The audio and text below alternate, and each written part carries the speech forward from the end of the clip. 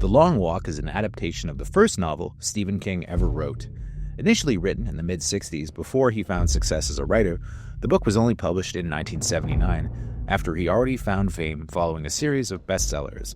The book was actually published under his pen name, Richard Bachman, with his true identity only revealed in 1985, 6 years after the book was published.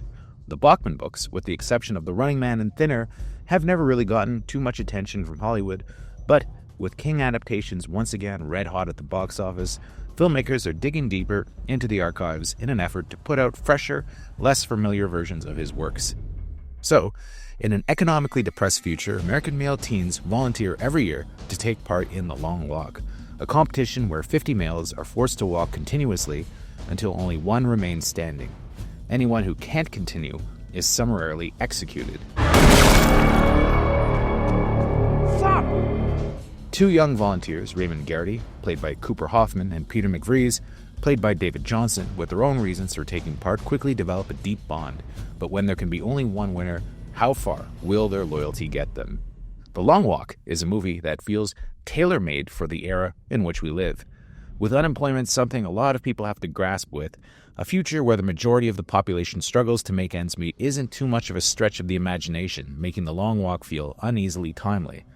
Scripted by J.T. Molnar, who wrote the terrific Strange Darling, and directed by a guy who knows a thing or two about dystopian futures, The Hunger Games' Francis Lawrence, The Long Walk is a terrific adaptation of King's novel that will hit close to home for a huge audience and could well become a cult classic for young adults who'll appreciate the no BS R-rated tone which couldn't be further removed from The Hunger Games. The film is anchored by the lead performances of Cooper Hoffman and David Johnson, whose bond is the heart of the film.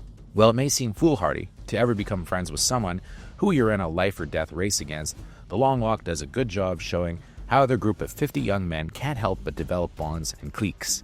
Both Hoffman and Johnson are portrayed as somewhat heroic, with them trying to help keep weaker members of the Walk from being murdered, even if their deaths actually give them more of a chance to win.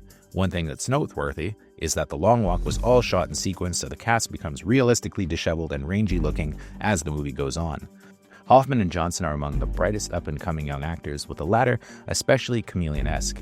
It's hard to believe this is the same guy from Rye Lane and Alien Romulus, although he does occasionally slip back into his distinctive English accent from time to time. Hoffman is eerily similar to his father, the late Philip Seymour Hoffman, with this the kind of role he could have for sure played back in his younger days, and he's terrific. The supporting cast is strong too, with a foul-mouthed Ben Wang from Karate Kid legend stealing scenes, while Tut Nyot breaks your heart as one of the more good-hearted volunteers. Best of all, though, is Mark Hamill as the movie's villain, the Major, a fascist leader who rides in a truck alongside the boys, executes them if need be, and never once takes off his sunglasses. The Long Walk is perhaps a little too grim to catch on in the same way as something like It, but like the best Stephen King adaptations, it's rich in characterization and pretty entertaining. In an era where so many films are watered down, it's refreshing to see a movie like this come from a legit studio, and it is well worth seeing in theaters, and I give it a very strong 8 out of 10.